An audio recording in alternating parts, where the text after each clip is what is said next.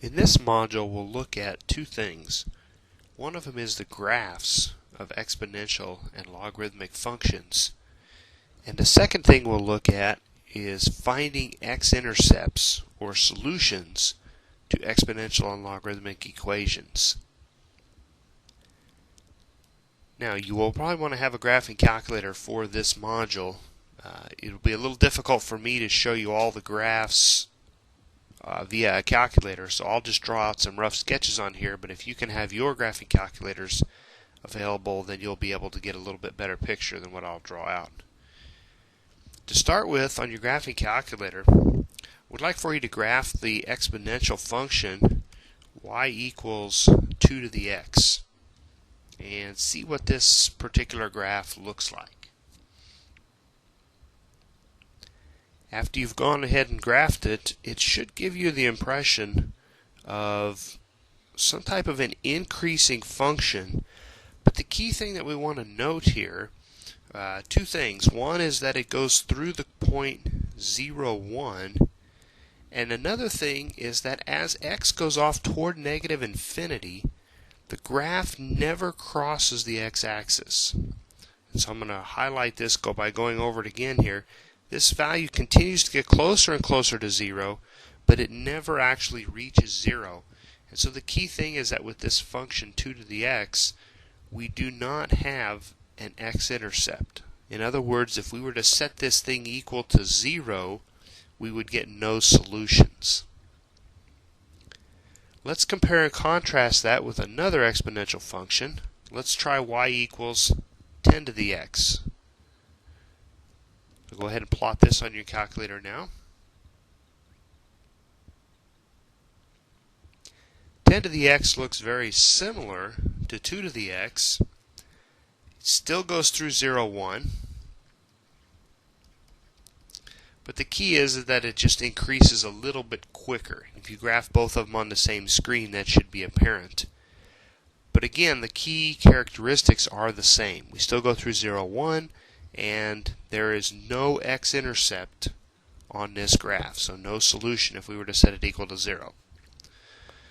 I'd also like for you to graph the next two functions, y equals e to the x and y equals 5 to the negative x. Compare and contrast those with the first two examples that we've had. You should go ahead and pause your video at this time and make those decisions.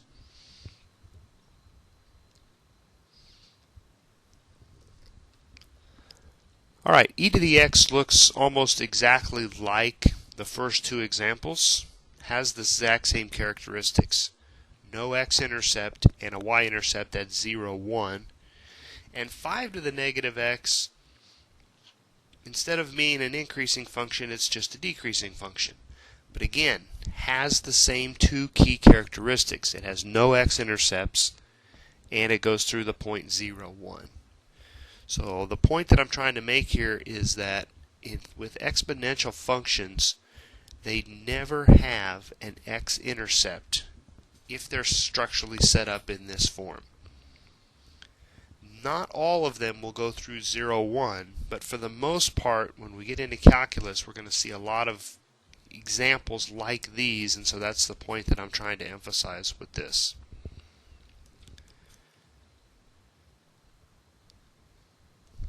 Alright, next examples for us to consider. What if it's not just 2 to the x? What if it's something like 2 to the x squared? Or what if it's not just 10 to the x, but it's 10 to the x plus 3? Or not just e to the x, but e to the 2x. You should pause your video at this time and graph these three functions. And again, try to come up with key things about them, such as x-intercepts and y-intercepts. Alright, with the first example of y equals 2 to the x squared, again, you have a better picture than I do, but the key is that it is still an increasing function, still goes through 0, 1, and does not have any x-intercepts. This graph will just increase faster than the regular y equals 2 to the x, because we're just going to square that exponent. The value is just going to increase a lot quicker. But in general, the idea is still the same. Second example, 10 to the x plus 3. Key with this one is that instead of going through 0, 1, it's going to be shifted 3 units to the left, and so the coordinate that this will go through will be negative 3, comma 1. But the big idea is still the same. The graph will not have an x-intercept because it's just 10 to the x shifted 3 units to the left. The y-intercept on this one, of course, if we plug in 0 for x, we'll get 10 to the third. So on this one, we have a y-intercept of 1,000. So a little bit hard to see on your graph unless if you've really zoomed out. Third example, e to the 2x looks a lot like e to the x. It just increases faster because of the multiplication by 2 up in the exponent there. Still going to go through 0, 1, and still will not have any x-intercepts. Now, I've hit on this idea for multiple minutes now, and you're probably getting bored with it, but the idea is what's so important about the fact that these graphs don't have x-intercepts? Well, in calculus, we're going to see equations that look a lot like these types of equations. X e to the x plus e to the x equals 0. And we want to find the solutions to equations like this. In other words, find the x-intercepts. Well, in problems like this, we would probably start by factoring out the e to the x. So we have e to the x times x plus 1 equals 0. And the question then becomes, what are the solutions to each of the parts? Well, from what we've just harped on for the last 3 or 4 minutes, e to the x can never equal 0. Exponential functions don't equal 0, so we don't pick up any extra solutions from the exponential part being equal to 0. So in this case, the only solution to the problem is x equals negative 1.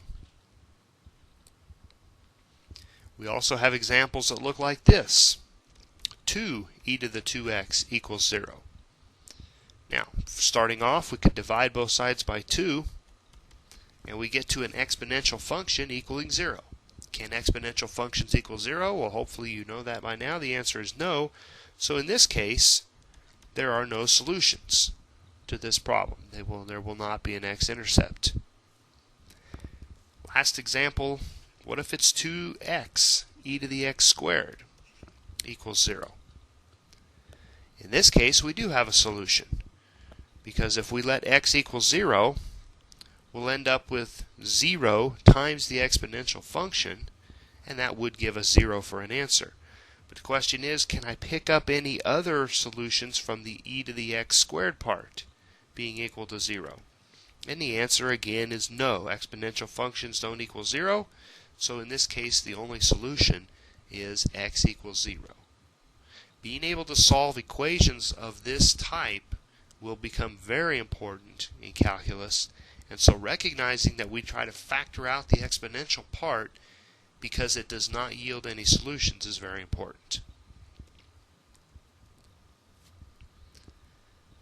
Second part of this module, we want to now look at logarithmic functions. And so again, on your graphing calculators, I'd like for you to graph the common logarithm, y equals log of x, and then also graph the natural logarithm, y equals the natural logarithm of x. Go ahead and pause your video to get those graphs up.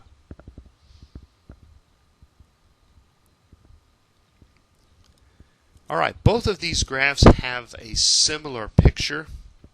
Logarithm of x is going to be an increasing function that looks like this.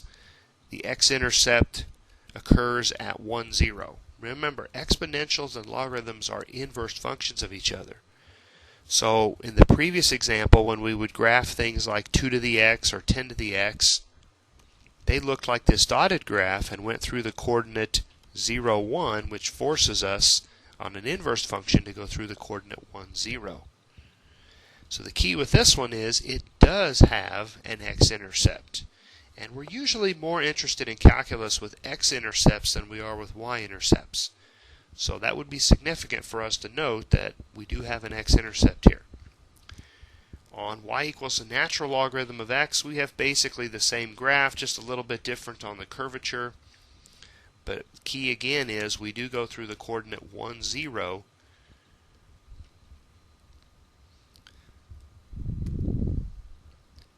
We can also now look at more complicated logarithmic functions, like y equals the natural logarithm of x squared minus 8. An example like this, go ahead and graph it at this point. Now, for this example, we have a much different looking function than what we are used to seeing on the previous examples. It looks like we have some kind of a logarithmic function over here on the right, and then a similar one over here on the left-hand side. What are some key things for us to notice here? Well, first of all, there are two x-intercepts, which we'll look to find here shortly. The other key thing is there's really some asymptotes involved here. And where would those be located? Well, the key is, remember, we cannot take logarithm of a negative number. So if that x squared value ends up being smaller than 8, we're going to have a negative value inside the parentheses there, and that's going to give us a problem. So if I was to square root both sides, it looks like if x is between the positive square root of 8 and the negative square root of 8, that we're going to have a problem inside the parentheses there with that negative value. And so it appears that those asymptotes are at positive square root of 8 and negative square root of 8. I'll go ahead and tack on some equal signs here as well, because we cannot take the logarithm of 0. And so if we took the natural log of 0, we would have an undefined situation again. Now, what about those x-intercepts? Because that's really the key thing we're looking for. Let's go ahead and set this equal to 0. Alright, if we were to solve this equation, remember the natural logarithm is base e, so that's e to the 0 equals x squared minus 8, and anything to the 0 power is just 1. So 1 equals x squared minus 8. Then I can add 8 to both sides and take the square root. Looks like those solutions are at plus and minus 3. And it makes sense, it's okay to have a negative value on this one, because when I square that negative value it becomes positive, and just as long as it's bigger than 8, I'm going to be okay. So this solution's at 3, 0, this one's at negative 3, 0. So with natural logarithms, or just logarithm equations in general, you can come up with multiple solutions. A couple more equations with logarithms and we'll be finished with this module here. What if I have 1 plus the natural log of x is equal to 0? We could subtract 1 from both sides and have natural log of x equal to negative 1. And then again, we're in logarithmic form and we're not sure how to solve it, so we want to change it to exponential form. In exponential form, this is going to say e to the negative 1 equals x. So our final solution for this one, it looks like x is the value of 1 divided by e. So 1 divided by 2.7 is going to be approximately the solution for this equation. And then another equation that could come up in calculus pretty easily would be something like this. Well, as I look at this one, it seems to me that factoring on the left side is going to be a good place to start. So I'll take an x out from both terms and have 2 times the natural log of x minus 1 equals 0. So I know one of my solutions is x equals 0. Or what I think one of my solutions is x equals 0. We'll talk about that here in just a second. The other function is 2 times natural log of x minus 1 equals 0. And let's do the algebra with this one. If I add 1 to both sides, and then divide by 2, I get to this point.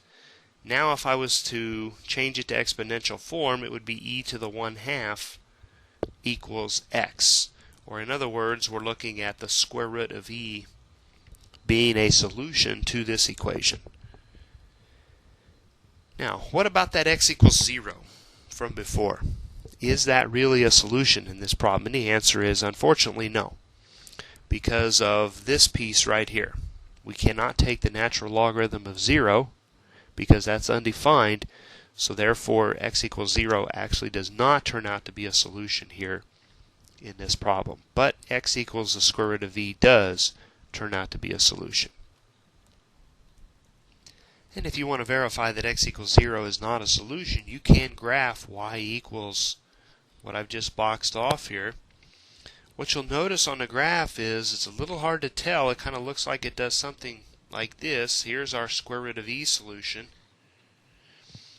But it's a little hard to tell, does it really get back to 0, 0? Actually, there's an open circle there for the reason that we talked about before, that we cannot take the natural logarithm of 0. So the purpose of this module, to make you familiar with exponential and logarithmic graphs, but more importantly, recognizing when you can and cannot have solutions with exponential and logarithmic graphs. We'll do a lot of work in calculus with setting exponents and logarithms equal to 0. And if you can remember that exponential functions do not equal 0, that'll be very important. And then being able to solve the logarithm functions equal to 0, we'll be able to generate the solutions we need for those as well.